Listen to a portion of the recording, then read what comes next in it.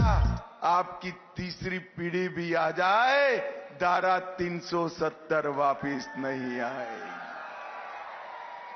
ये इतिहास बन चुका है। आपके समय में, आपके नाना के समय में धारा 370 ने कश्मीर पर सवालिया निशान लगाया था। नरेंद्र मोदी जी ने वो सवालिया निशान हटाने का काम किया है। अब वो वापिस नहीं आ सकता है। भाइयों बहनों, आज मैं आया हूं तब कांग्रेस पार्टी के भ्रष्टाचार की भी बात करना चाहता हूं। कांग्रेस की सरकारें थी, दिल्ली के दामाद को खुश करने के लिए हरियाणा की किसान की भूमि कोड़ियों के मोल दे दी और बड़े बड़े भ्रष्टाचार किए। उस वक्त हुड्डा साहब की सरकार में डीलरों का दबदबा था, दामाद का दबदबा था और भ्रष्टाचारियों का दबदबा था। भारतीय जनता पार्टी ने ये डीलर और दामाद वाली सरकार को समाप्त करने का काम अब भारतीय जनता पार्टी की सरकार ने। भाइयों बहनों, हुड्डा साहब ने कांग्रेस के घोषणा पत्र में वादा किया है 2 लाख नौकरियां देंगे, हम भी देने वाले हैं। परंतु हुड्डा जी, मैं कांग्रेस पार्टी के नेताओं को पूछना चाहता हूं, ये 2 लाख नौकरियां किसको दोगे भाई? जो युवा योग्य है उसको दोगे या जो आपको खर्ची देता है, जिसके पास आपकी पर्ची है, उसको दोगे? भाइयों बहनों, कांग्रेस को जिताने का मतलब है युवाओं के पास से 20 लाख, 25 लाख, 30 लाख नौकरी के बारे में भ्रष्टाचार करना। और भाजपा को जिताने का मतलब है डाकियों को सगुन का 100 रुपया दो, आपका अपॉइंटमेंट लेटर आपके घर पर आ जाएगा, डाकिया दे जाएगा। भारतीय जनता पार्टी ने इस प्रकार से शासन चलाया है और कांग्रेस के नेता ही कहते हैं कि बिना घपले हमारी सरकार नहीं चल सकती।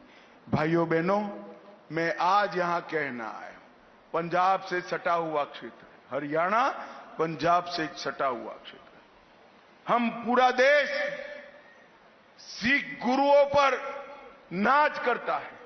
दशम पिता का सम्मान हर घर में होता है, हर घर में, हर स्कूल में दशम पिता की तस्वीर लगी है, हर घर में नानक देव महाराज की तस्वीर लगी है।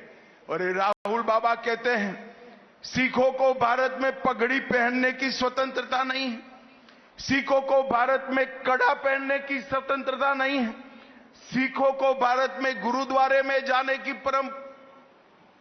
परमिशन नहीं है। राहुल बाबा, कौन से भारत में जीते हो तुम? यहां तो सिख नहीं, हम सब, हमारे सिख भाई भी ले जाते हैं, हम भी जाते हैं, बड़े शान से पगड़ी डालकर गुरु ग्रंथ साहब को मत्था टेक कर आते हैं। क्या अपमानित करते हुआ, कहां से सीख कर आए हो और अमेरिका में जाकर बोलते हो? मैं आज पूछना चाहता हूं, टोहाना की जनता के दरबार में हमारे सिख भाइयों का सम्मान हम सब करते हैं या नहीं करते हैं? सिख भाई सम्मान के साथ पगड़ी और कड़ा पहनकर गुरुद्वारे में जाते हैं या नहीं जाते हैं? अरे राहुल बाबा, आप क्या कहोगे? सिख पंथ के अपमान का इतिहास तो आपका रहा है।